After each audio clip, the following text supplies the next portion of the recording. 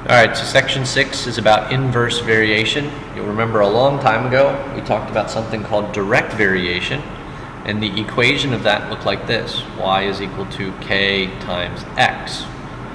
Okay? As x increased, y increased, or as x decreased, y decreased. That sort of thing happened as we worked through that question.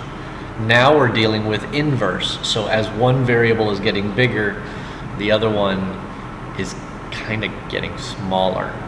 And we're going to see that because what we have is x times y is equal to k. Okay? So we're going to multiply the two letters x and y, and that's going to give us k. Remember, k is the constant of variation. Remember, mathematicians can't spell. We can count, but we can't spell. So that's why we use the letter k, because it makes no sense. Okay, so we're going to do about 4 to 5 different problems. Okay, suppose y varies inversely with x and y equals 8 when x equals 3. What is the equation? So we're looking for the equation.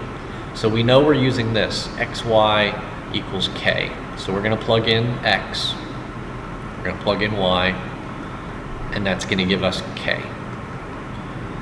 That is not the equation. Okay. All we do is plug it in. That's the answer. Okay. So we plug in x and y, we find k, we plug it back in. Now, as you can tell, in the original it also said we could write it as this: y is equal to 24 divided by x.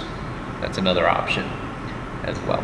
Okay, k divided by x is equal to y. Solve that one. These ones aren't that difficult. Okay, here we have an elephant balancing with a person.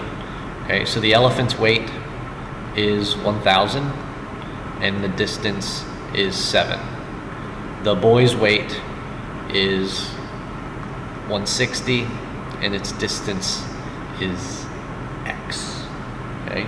So what we're going to do is we're going to multiply the weight times the distance, 1,000 times 7, and that should be equal to 160 times x.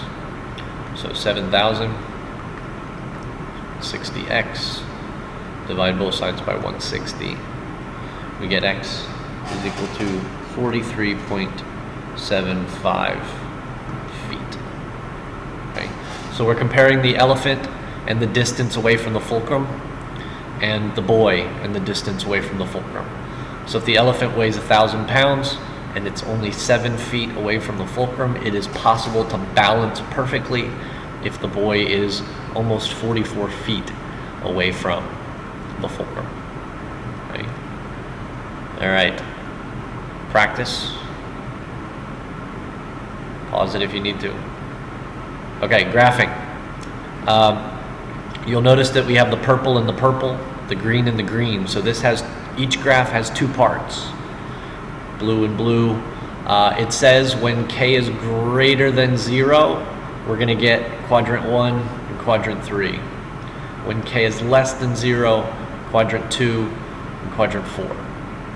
Okay, so here k is 8. So that should show us 1 and 3. So what we do is we make a table. We plug in a bunch of x's. Obviously we can't plug in 0 for x. It's never going to meet the y-axis. So we plug in some numbers, 1, 2, and then I'll do 4. And then I'm going to do -1, -2, and -4. Okay?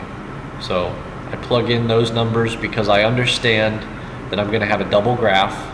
So I'm going to have an 8, I'm going to have a 4, I'm going to have a 2, I'm going to have a -8, a -4, and a -2.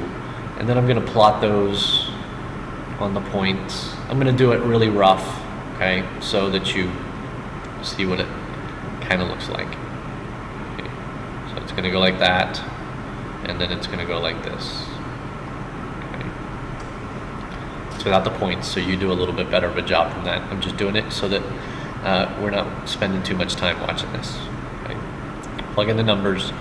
You probably would want to go one more point, so 4 positives and 4 negatives. That way we see the well-rounded part of the graph. Okay. These were direct variations, y equals kx, k is greater than, k is less than, directly proportional. So as one value goes up, the other value either goes up or down by the same quantity. Okay. And then we have our inverse variation. So what we're doing in this section is they're going to give us some tables, and our job is to figure out, is it direct or indirect, and what would be the equation. All right. So don't let it fool you. Don't let this one look at it and say, oh, well, the x is increasing, so the y is decreasing, so that means it's an inverse. No, that's not necessarily true. We're always going to we're going to recognize that the x is increasing, but the y is decreasing by the same term, negative 15 over 3, negative 20 over 4, negative 25 over 5. So the reason why this is a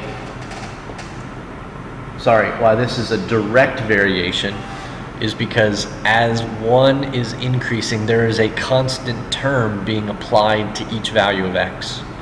Negative 5, negative 5, negative 5. Okay, so our equation would be y is equal to negative 5 times x. So this is a direct.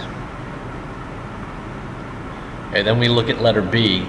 As x is increasing, y is decreasing.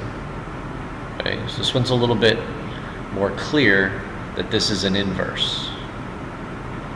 And the way I know that is if I multiply these two numbers together, I get 18. 18, 18, 18. Okay? So as you work through these, look for those kinds of things. If I take the x value and multiply it by something, that same thing, do I always get the y? If I multiply x and y together, do I always get the same value? That's pretty much what you want to think about, right? A and B. Okay. Does each situation, now this is a word problem. The cost of a $120 boat rental is split among several friends. So what we have to think about is if the number of friends increases, what happens to the cost per person? Yeah, the more friends, the cheaper they pay. Okay. So this would be an inverse. This would be an inverse because more people cost less per person. If I have one friend, that person owes 120. If I have 10 friends, each person owes $10. So when I take the number of people times how much they pay, I always get 120. So I would get xy equals 120. Okay. You download several movies for $14.99 each. That one should be pretty straightforward. For each movie I buy, I pay another $14.99. So this is a direct. Okay. And I'm not going to write out the explanation. Makes sense. Do those ones. Check those ones out. See ya.